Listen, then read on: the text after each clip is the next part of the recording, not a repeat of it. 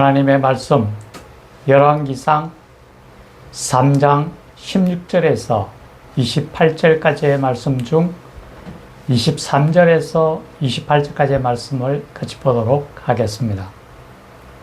왕이 이르되 이 여자는 말하기를 산 것은 내 아들이요 죽은 것은 네 아들이라 하고 저 여자는 말하기를 아니라 죽은 것이 내 아들이요 산 것이 내 아들이라 하는도다 하고 또 이르되 칼을 내게로 가져오라 하니 칼을 왕 앞으로 가져온지라 왕이 이르되 산 아이를 둘로 나누어 반은 이 여자에게 주고 반은 저 여자에게 주라. 그 산 아들의 어머니 되는 여자가 그 아들을 위하여 마음이 불붙는 것 같아서 왕께 아뢰어 청하건대 내 주여 산 아이를 그에게 주시고 아무쪼록 죽이지 마옵소서 하되 다른 여자는 말하기를 내 것도 되게 말고 네 것도 되게 말고 나누게 하라 하는지라. 왕이 대답하여 이르되 산 아이를 저 여자에게 주고 결코 죽이지 말라. 저가 그의 어머니이니라 하매 온 이스라엘이 왕이 심리하여 판결함을 듣고 왕을 두려워하였으니 이는 하나님의 지혜가 그의 속에 있어 판결함을 봅니다. 아멘. 오늘 전할 하나님의 말씀은 솔로몬의 지혜로운 판결에 관한 것입니다.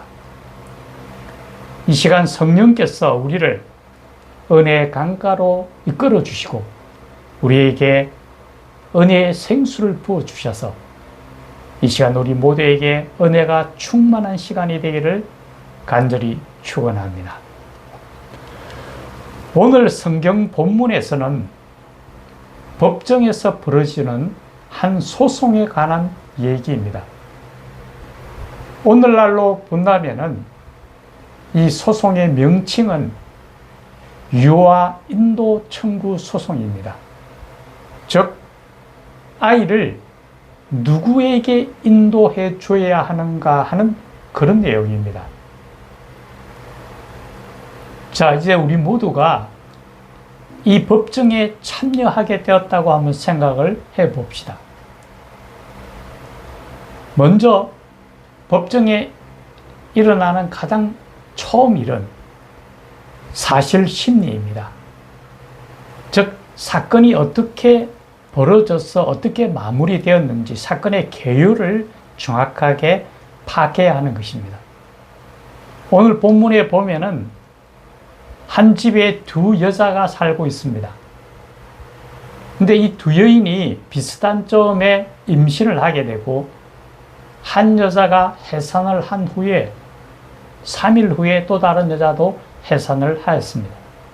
그러니까 두 여자가 다 신생아를 가지고 있다라는 내용입니다.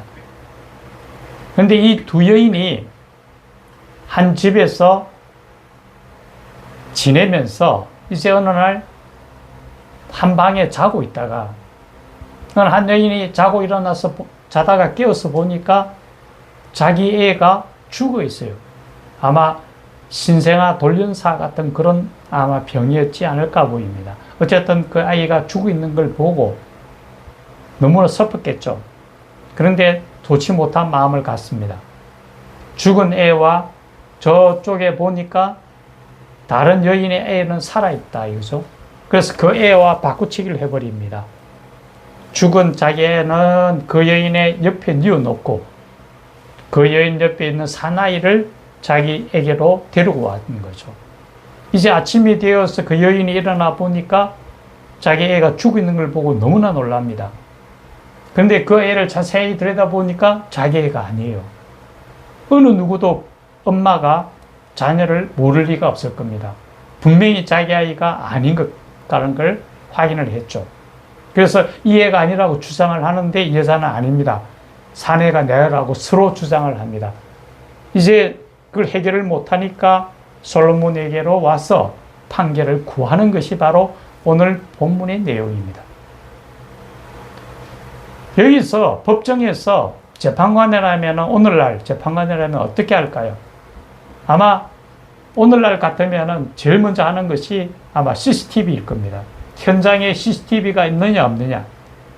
그 CCTV가 있다면은 그 CCTV를 열람해 보면은 그 안에서 일어난 모든 일들을 다 확인할 수 있으니까 아마 손쉽게 범인을 찾아내고 그 애가 누구의 애인지를, 살아있는 애의 엄마를 찾는 것은 굉장히 손쉬울 겁니다. 그런데 만약에 그 방에 CCTV가 없다면 어떻게 할까요? 그렇다면 이 재판관은 시간이 좀 걸리더라도 이 죽은 아이의 유전자 검사를 지시할 겁니다. 오늘 흔히 이야기하는 DNA 검사죠. 친자를 확인하는 절차를 거칠 겁니다. 그러면은 그 결과를 보면은 그 죽은 아이의 엄마가 누군가를 바로 알게 되겠죠. 그래서 산 어미를 찾는다는 것도 굉장히 수월하게 이루어질 겁니다. 그런데 오늘 성경 본문의 배경이 되는 이 솔로몬 시대에는 이러한 CCTV나 유전자 감식이나 이런 걸 전혀 할 수 없는 상태였죠. 그 당시에 그런 기술이 없었으니까요. 그렇다면 이제 나머지 하나는 누군가 당사자로부터 자백을 받아내는 것밖에 없습니다. 굉장히 어렵죠.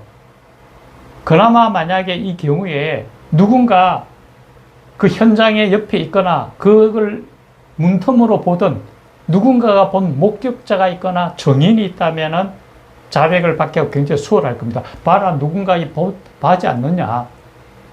그런데 그날 그 방에는 두 사람밖에 없었다라는 것을 분명하게 우리는 알 수가 있습니다. 이제 두 명밖에 없어요. 누군가 자백을 하지 않고서는 도저히 할 수 없는 그야말로 굉장히 어려운 상황에 도착이 됐죠. 이에 솔로몬은 정말 지혜롭게도 사람의 심리를 확실하게 이용을 합니다. 이제 두 여인 중에 한 명은 분명히 거짓말을 하고 있고 두 여인 중에 한 명은 분명히 이 살아있는 아이의 엄마라는 사실을 분명하게 알고 있습니다. 그런데 어떤 사람의 성정이라도 만약에 진짜로 내 아들, 내 자녀라면은 그 아이가 비록 나한테 오지 못한다 하더라도 이 아이를 죽게 하지는 않으리라는 것을 분명하게 솔로몬은 인지를 한 거죠. 그래서 그 군사에게 산 아이를 데리고 와서 이제 반으로 쪼개라는 참혹한 명령을 내립니다. 그래서 둘이를 나누어 줘라.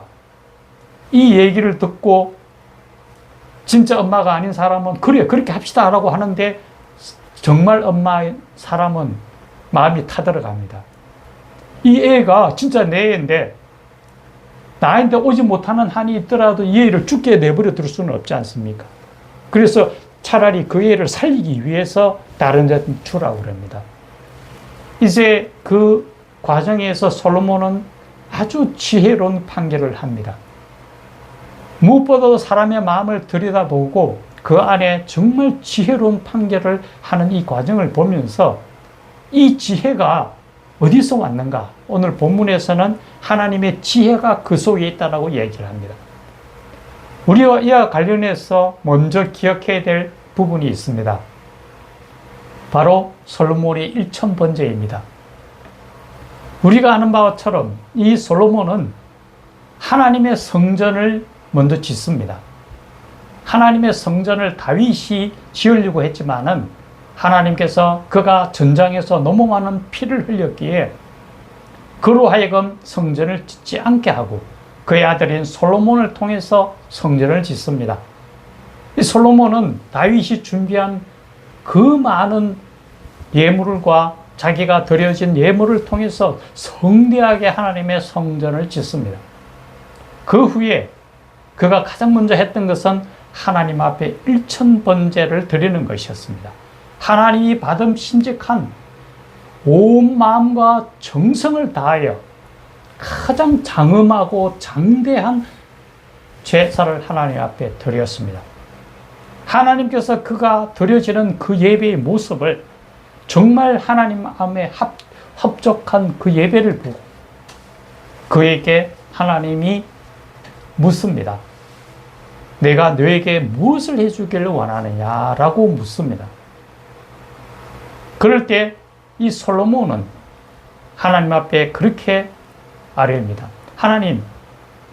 하나님께서 제게 이 많은 백성을 맡겨주시고 다스리겠습니다. 그런데 제가 저들을 판단할 수 있는 지혜가 부족합니다. 하나님 지혜를 주시옵소서. 그가 구하는 그 지혜를 하나님께서 넉넉하게 채워주십니다. 그의 지혜가 얼마나 뛰어났냐 하면은 오늘 본문에서 이 지혜로운 판결뿐만 아니라 성경의 지혜서로 우리가 너무나 잘 알려져 있는 잠언과 전도서와 아가서를 그가 지어서 많은 사람들에게 하나님의 지혜의 말씀을 분명하게 전거했을 뿐만 아니라 그 온 사방에 솔로몬의 지혜는 정말 곳곳에 명성이 퍼졌습니다. 심지어 저 아프리카 먼 시바라는 나라의 여왕이 그 솔로몬의 지혜의 말을 듣고자 수많은 예물을 가지고 찾아와서 솔로몬을 만나는 모습을 성경에서는 우리가 볼 수가 있습니다. 그만큼 지혜를 많이 가지고 있었다라는 거죠. 오늘 이 판결도 하나님이 주신 이 지혜를 통해서 너무나 분명하고 명쾌하고 명확한 그런 판결을 내리는 모습을 봅니다. 뿐만 아니라 하나님께서 그가 구한 지혜만을 주신 건 아니었습니다. 그가 지혜를 구했을 때에 지혜뿐만 아니라 부귀와 영화도 함께 주었다라고 성경은 말씀하고 있습니다. 솔로몬 시대에 이스라엘은 가장 강력한 나라였습니다. 영토도 가장 넓었고 가장 강력한 나라로서 주위의 모든 나라들이 두려워 떠는 그런 나라였습니다. 그리고 그 주변의 많은 신하들도 정말 풍성한 그러한 것들을 누리다라고 성경은 기록합니다. 어느 누구도 누릴 수 없었던 가장 많은 부귀와 영화를 누린 것도 솔로몬이었습니다. 여기서 우리가 기억해야 될 몇 가지 내용이 있습니다. 먼저 솔로몬이 드렸던 그 1000번제를 한번 기억하면서 우리가 하나님 앞에 드려지는 예배가 너무 형식적이고 빈껍데기로 하나님 앞에 드려지는 건 아닌지, 정말 우리의 마음과 정성과 뜻을 다하여 하나님 앞에 예배를 드리는지, 그런 모습을 우리가 먼저 살펴보기를 바랍니다. 그리고 또 한 가지는 그가 구했던 지혜처럼 우리가 정말 하나님 앞에 필요한 지혜를 구하는지, 성경은 우리에게 이렇게 얘기합니다. 누구든지 지혜가 부족하거든 구히 주시고 꾸짖지 아니하시는 하나님께 구하라. 그러면 주시리라고 말씀하십니다. 세상 속의 지혜가 아닌 하나님으로부터 오는 지혜를 우리는 구해야 하고, 또 무엇보다도 너희는 먼저 그의 나라와 의를 구하라. 그래야만 이 모든 것을 더하시리라고 했습니다. 우리 자신만이 위하는 게 아니라 하나님 나라와 의를 구한다면은 하나님이 더 많은 것으로 채워주시라고 약속하셨거든요. 우리가 세상에 살아가면서 세상을 쫓아 살아가는 것이 아니라 하나님이 주신 생명의 길, 하나님이 인정하시는 그 길을 쫓아갈 때에 하늘나라 이르기까지 주님 손을 굳게 붙들고, 우리에게 주어진 건 이 땅이 아닙니다. 하늘나라, 늘 하나님 나라를 바라보면서 그 나라를 향하여 힘차게 달려가는 하나님의 백성들이 되기를 예수님의 이름으로 간절히 축원합니다. 기도드리겠습니다. 살아계신 하나님 아버지, 오늘 솔로몬이 정말 지혜롭게 어려운 문제를 해결해가는 모습을 봅니다. 그것이 바로 하나님으로부터는 지혜임을 우리가 알게 됩니다. 누구든지 지혜가 부족하거든 구히 주시고 꾸짖지 아니하시는 하나님께 구하라. 그러면 주시리라 하셨고, 무엇보다도 우리 삶에 있어서 하나님의 나라와 의를 먼저 구하며 하늘나라를 향하여 묵묵하게 승리의 깃발을 들고서 힘차게 달려가는 하나님의 십자가 군병이 되도록 도우시고 인도하여 주시옵소서. 이 모든 말씀 우리 구주 예수님 이름으로 간절히 기도드려옵나이다. 아멘.